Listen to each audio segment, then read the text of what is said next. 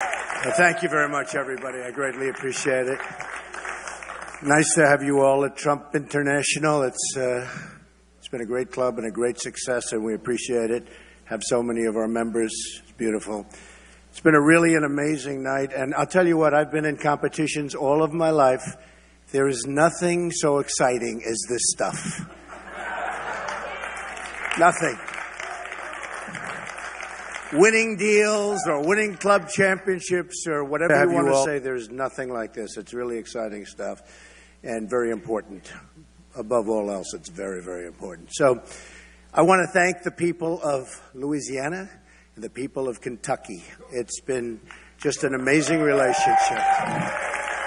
Amazing relationship. And Rand Paul, your senator in Kentucky, fought very, very hard today and for the last number of weeks, fighting us every inch of the way. And we won by quite a few votes. So I'm very, very happy about it. So thank you to Louisiana and thank you to Kentucky. I want to really thank the folks from Maine and from Kansas. We came in second, and we really didn't spend very much time. We spent 2 hours in one place and 2.5 hours in the other, and we came in with a strong second. So I want to thank those folks, and I want to congratulate Ted on Maine and on Kansas, and he should do well in Maine because it's very close to Canada, let's face it. I mean,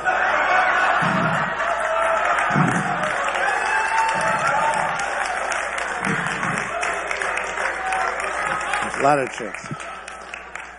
I think Marco Rubio had a very, very bad night, and personally, I'd call for him to drop out of the race. I think it's time now that he drop out of the race. I really think so. I think it's probably time. You know, I don't think tonight he can get up and rant and rave and, oh, he did great. He comes in third. He comes in fourth. Every time he comes in third or fourth, he says, you got to be able to win. And he has not been able to win, and I think it's time that he drops out. I would love to take on Ted one-on-one. That would be so much fun, because Ted can't win New York. He can't win New Jersey. He can't win Pennsylvania. He can't win California. I want Ted one-on-one, okay?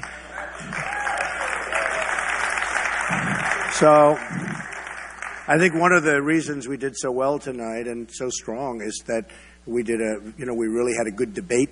I think we did very well. I was hit from every side, every angle that you could be hit from, very viciously, actually. But I think we did very well in the debate. I do say this, we're marching along, and I think we're doing very well in Florida. Today I was in Orlando. We had a group of at least 20,000 people. We had to send 10,000 people away. The place was packed, and it was an amazing day. And I love the people of Florida. It's my second home. We're in Florida tonight. And I just want to thank Florida for being, it's just incredible. And I'm looking at the poll numbers. Even though I've never seen any human being hit with more negative commercials than I'm being hit with, I have to tell you. No human being should have to have $40 million spent on negative commercials. And despite that, we have a tremendous lead in Florida, and hopefully we're going to do very well. I think we're going to do very well in Ohio. I worked when I was a young guy at Swifton Village in Cincinnati, and I think that we're going to do fantastically in Ohio. I love that state. I love the people of the state. So hopefully we're going to do very well there. The biggest story in all of politics isn't even what's happening tonight and on Super Tuesday, but the biggest story is the tremendous outpouring of voters coming into the Republican Party. You're seeing what's happening.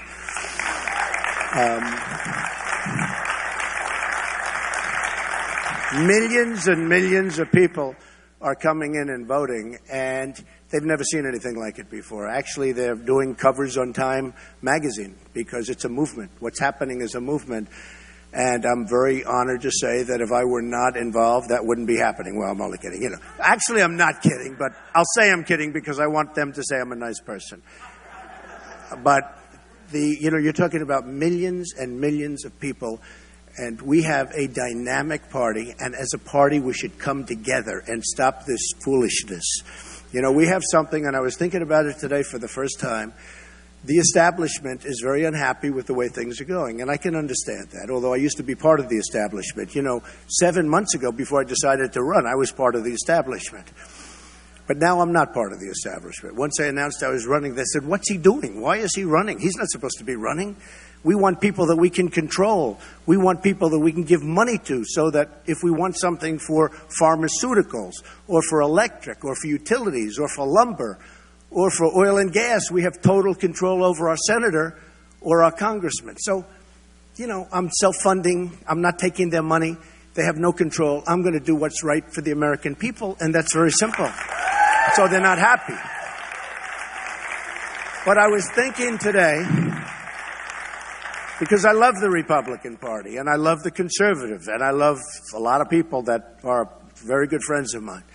And I've been a member for a long time. But today I was thinking, for the first time, really thinking about this. We lost a great man, Justice Scalia.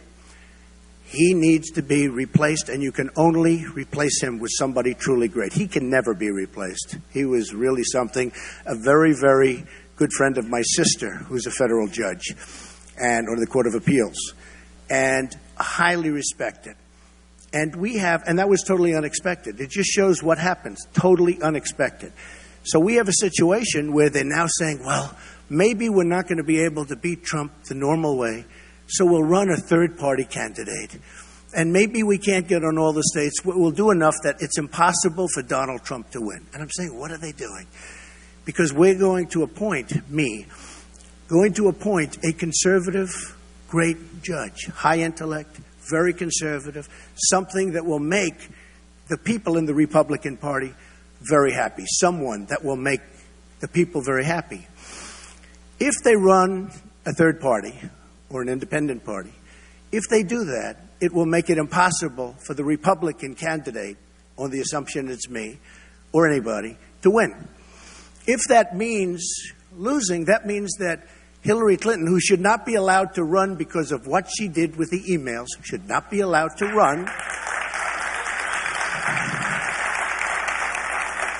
But on the assumption that they did that, it would be impossible for the Republican to win. And obviously the independent or third party could not win.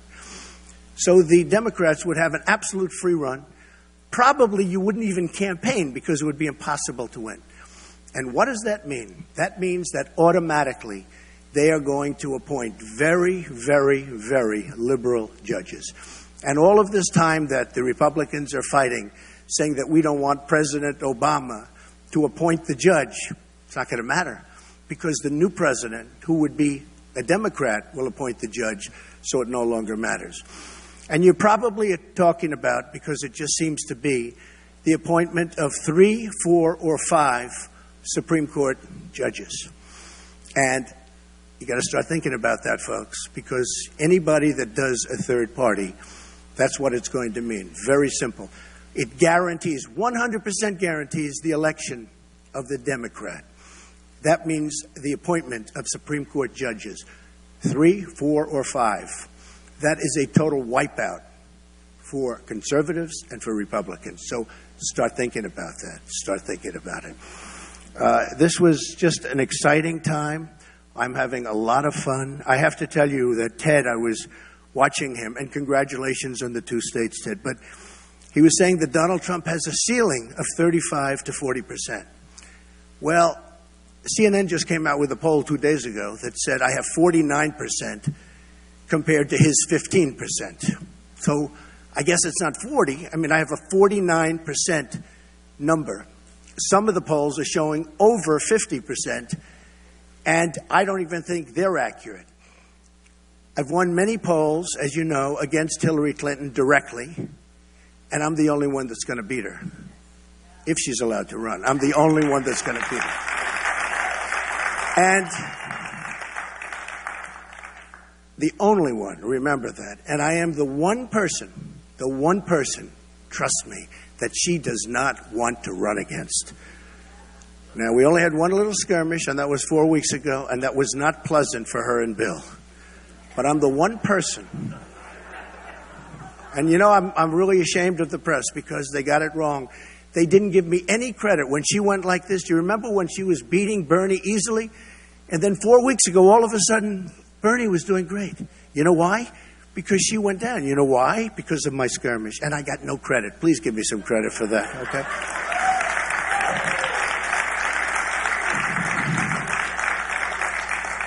So I look forward to that race. And again, I haven't really done anything with Hillary. We haven't started on Hillary except for the one moment 4 weeks ago. But I think we're going to have something that's really great. You know, I heard Hillary today, and I watched her statement tonight. And her statement is, make America whole. That's a terrible statement. Make America whole.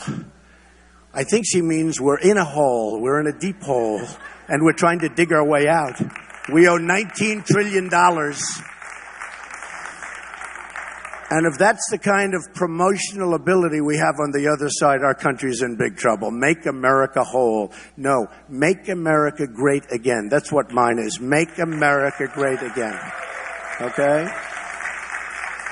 So, again, this has been a very exciting evening. And again, I just have to thank the people of Louisiana, the people of Kentucky. You're amazing, and I will never, ever forget it. I was in Louisiana last night. And we had a group of people in an airplane hangar, this massive hangar, and you couldn't even get them in. This was a seriously big hangar for very, very big planes. And I landed, got out, walked into the hangar. There were thousands and thousands of people, and it was incredible. And the same thing a few days ago in Kentucky. We had a rally that was incredible. And today's rally in Orlando, Florida, was nobody's seen anything like it. And they're writing about it. They're saying they've never seen anything like it. In the history of politics in this country, they have never seen anything like it. And it was so reported even in the New York Times today on the front page. People have never, ever seen anything like it in the history of politics in the United States. It's a movement. So I just want to thank all of my friends, all of my members, all of my everything. You have been so supportive, so great. And you're very, very special people. Thank you. And with that, if you'd like, you know the press is among the most dishonest people ever created by God. So I would love to take a few questions from these dishonest people. Go ahead, press. Never, ever. John Scarpa, everybody.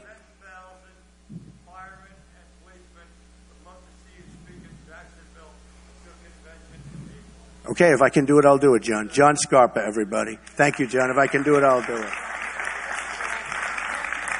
Yes, sir. Go ahead.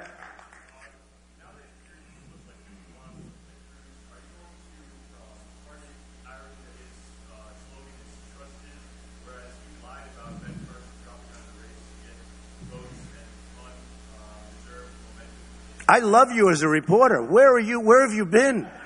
This is the greatest guy. Lion Ted. I call him Lion Ted. He holds up the Bible and then he puts it down and he lies. Okay, Lion Ted. I never saw a man that lied as much. No, Lion Ted. No, what he did to Ben Carson was a disgrace. And actually me, because had he not gotten those Ben Carson votes, I would have won Iowa too. I would have had everything. So no, Ted was, and what he did, frankly, when he did voter violation on a form that looked like it came right out of a government agency, voter violation. And the only way you get rid of the violation, essentially, is by voting and going and voting for Ted Cruz. Did you ever see this? And people did that because they were afraid. It was terrible. It was a very fraudulent thing. And he's done a lot of bad things. So Ben Carson's a great guy. He's a great, great guy. And I thought that was a disgrace, what he did to... He said, basically, that Ben Carson's out of the race. Come on, vote for me. And he knew it was happening. So one of those things. But I do think this... I do think that Ted is at least moving along okay. But Marco has to get out of the race. Has to. Because despite what Ted said, oh, do I want to run against just Ted. That will be easy. Okay, David, go ahead.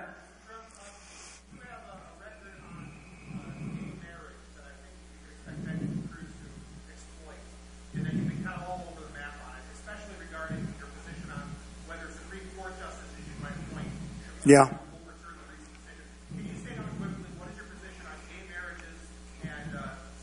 Well, I've made it very, very strong. We have policy on it, and I've said it very, very strongly. and I think you know it, and it's all done. And I mean, how many times do I have to say it? It's like David. It's like, as an example, what is my position on 900 different things? I've said it 150 times. We're not here for discussing that, but everybody knows how I feel on it. Question. David, sit down, please. Sit down. David, sit down. You know my position. Yes, go ahead. Yes, John, go ahead.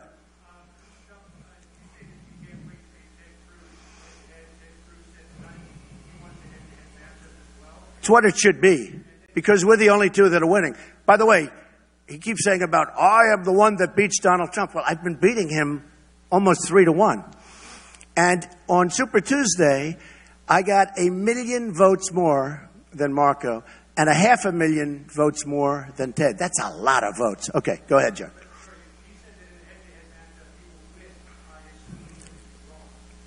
Oh, he'll not win. No, he's not going to win. He's not going to win. And he's not going to win. You know what? He can't win. And he's not going to win something else. First of all, I'd love to have a head-to-head matchup with him in Florida, as an example, and Ohio. But in New York, he's not going to get very many votes. In New Jersey, in Pennsylvania, in Ohio, he's just not going to get very many votes.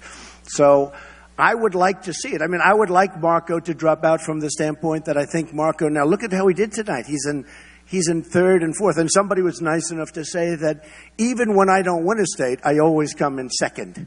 That's a big thing. Marco's come in fourth. So I think it's time for Marco to clean the deck. I do. And I say that respectfully. Yeah, because I wanted to go and Matt's a great guy, but look, I wanted to go to Kansas. I felt I had an obligation. I did fairly well in Kansas, considering I spent, literally an hour there, a very small time. But I wanted to go to Kansas to campaign. I've been to CPAC from the beginning. I've liked it. I respect the people at CPAC. I respect Matt a great deal. I hated to cancel, but I really am doing something that's very important.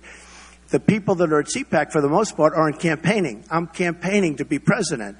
Had I not gone to Kansas this morning, I would not have done as well as I did. I came in second place. So it was a very important thing. John, go ahead. Afraid. I've taken more questions from reporters than any human being maybe that's ever lived. I mean, give me a break. Right. No, I don't care. No, I was hearing Matt say today, and it was very interesting, but I was hearing Matt saying I didn't like the format. I would rather speak for 30 minutes, but I hate when you speak for 10 or 15 minutes and then you're interrupted and then you sit down, I've done that. I've done it 3 times now. I would rather speak, but if somebody wants to ask me in the case of Dana or the case of Sean Hannity or I would love to do that. This was simply a fact that I wanted to campaign. And I'm campaigning. Very few people are campaigning. And I'm very happy I did it.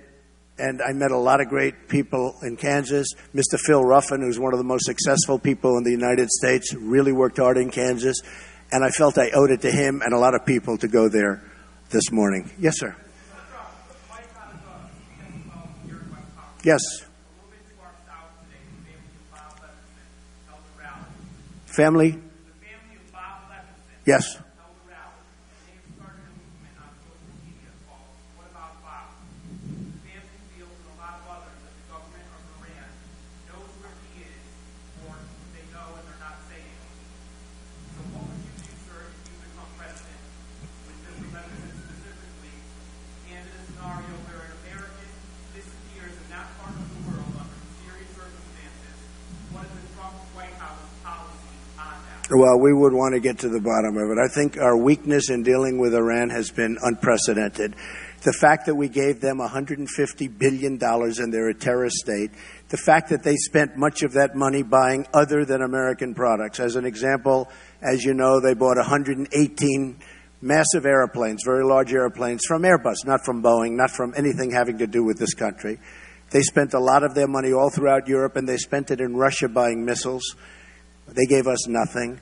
I will get down to the bottom of that. I think it's a disgrace. Please give his family my regards. I think it's a disgrace. I think they know where he is one way or the other, I think they absolutely know where he is. And if I'm elected president, I will get to the bottom of it, okay? Go ahead.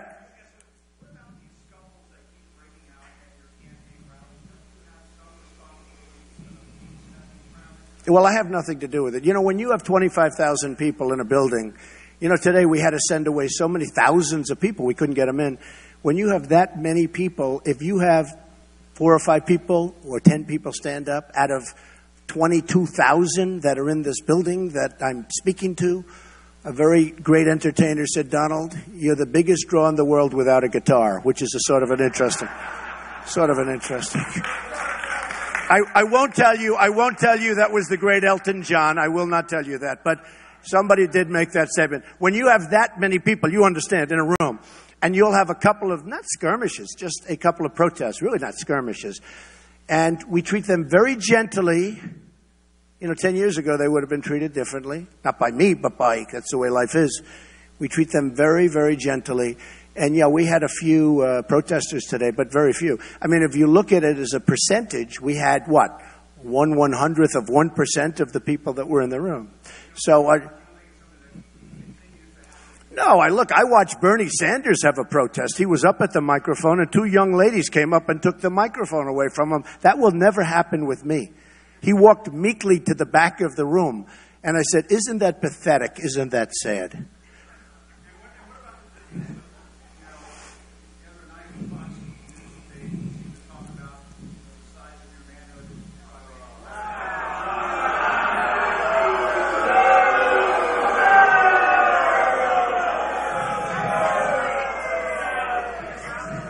Yeah, well, I mean, this is the problem with reporters. Look, just so you understand, not me. Somebody else, Marco brought it up. And do you notice? Okay, now look, you look at what happens to Marco. No. Let me tell you, I didn't bring it up. Excuse me. Somebody else said, Donald Trump has small hands. So I said, small hands? These guys know. I hit a ball 280 yards. Stand up. My club champion. Stand up. Do I hit the ball good? Do I hit it long? Is Trump strong? Huh? So I just simply held up the hands. These are very strong hands, and they're fairly large, actually. But you know what? It was interesting because, and you shouldn't even be bringing this up, to be honest with you, but it was very interesting because the day after he said that, I'm shaking hands with people, and everybody's saying, wow, you have strong hands. You have very big hands. The guy... What happened is Marco just made it up out of nowhere because he's a politician, and politicians lie and they say bad things, and if you don't call him out for it, you don't. Now, I didn't bring it up. He brought it up, but I finished it. And I'll tell you about Marco. It's very interesting. Marco attacked me viciously a week ago, 2 weeks ago. So far, every person that's attacked me has gone down. Look at his numbers tonight. He cannot hold one of those phony rallies where he did well because he did really badly, okay? He's not going to stand up tonight and talk about how well he did in Iowa where he was in 3rd place and he acted like he won. I agree with Ted on that. But I'd love it to be, but they have to. Here's the story. I would love it to be at a high level. I will be the most presidential candidate in history other than honest Abe Lincoln. He was very tough to beat, okay? You look at Abe Lincoln, he was serious, right? I will be but when I get attacked by these people at a low level, I have to attack back. I can't stand there. Some people say, you're above it. You should stand there. That's not me. I can't do that. And you know what? I'll never do that for our country either. Yes, go ahead.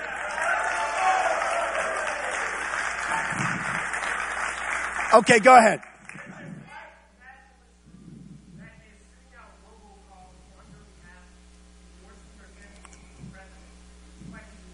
I'm totally denouncing. And any hate group, no good with Donald Trump. Any hate group. I didn't know that, actually. But if you're telling me, I will believe it. I totally denounce. Okay?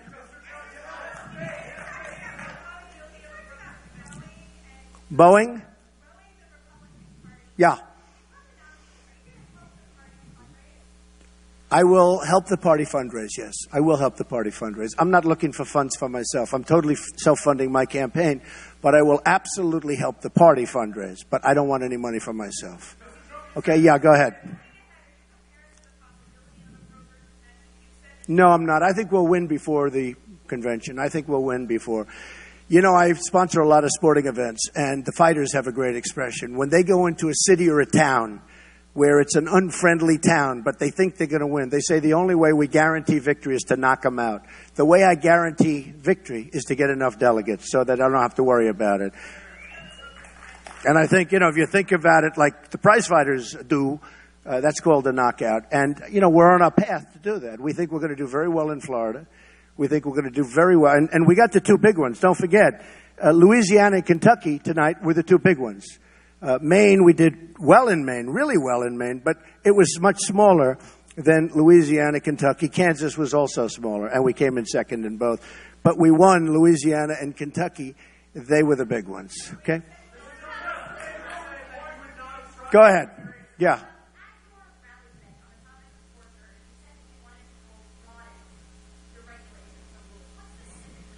Okay. So the question was asked about waterboarding. And waterboarding is a very, very touchy subject. It was originally asked 2 debates ago to Ted Cruz. And he sort of didn't want any part of that question. And I watched. And I said, wow. And then they looked at me. They said, how do you feel? And I said, I am totally in favor of waterboarding. And if we can, I'd like to do much more than that, okay? Now, just so you understand, we're playing by a different set of rules than ISIS and others, especially in the Middle East. We're playing by a different set of rules. So we have laws and rules and regulations and all of these things, and they have nothing.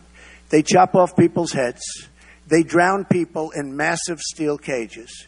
They drop the cage for 1 hour. They lift it up, and there are 30 dead people. And here we are worried about waterboarding. So here's the story. I will obey the laws, but I will try and get the laws extended. I will try and get the laws broadened.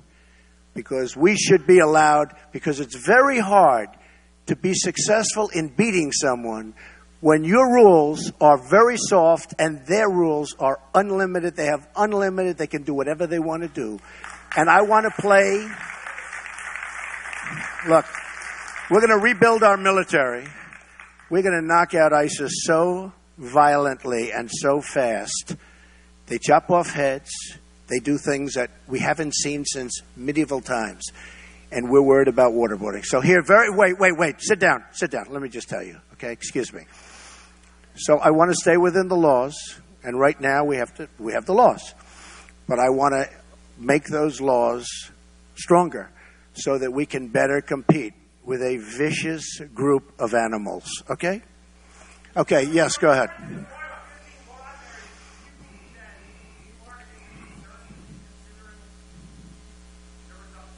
I think we're going to do great. I think we have a 20-point lead or something like that in Florida. Go ahead.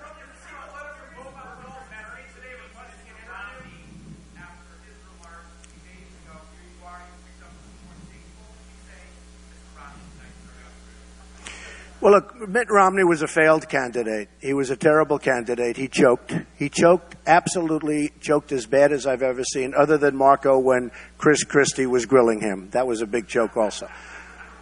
I thought he was going to collapse. I was standing right next to him. I was getting ready to hold him up with these very powerful hands, okay? That was a collapse. That was a choke. But Mitt Romney choked. As a candidate, he choked. And he knows how I feel. And when he was thinking of getting into the race 7 months ago, 8 months ago, I said, you cannot let, it's too important. I said, you cannot let Mitt Romney in this race. He's a choker. And you know, through sports, I can tell you, I have some great sportsmen right here. When you see somebody choke, generally speaking, once a choker, always a choker.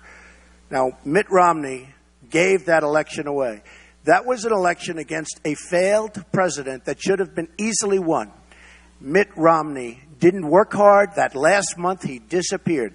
And say what you want about President Obama. He was on Jay Leno. He was on David Letterman. He was all over the place. And where was Mitt Romney? We're all looking. We're still looking for him. And if he would have devoted the same energy and time to winning the presidency 4 years ago, as he is now on trying to destroy our party and the unity of our party, he would have won that election. And we wouldn't have had the problems that we have right now. So, ladies and gentlemen, I want to thank you all. This has been amazing. It's very exciting, and I look forward to seeing you many times in the near future. Thank you very much. You didn't frankly have the balls to put country before party.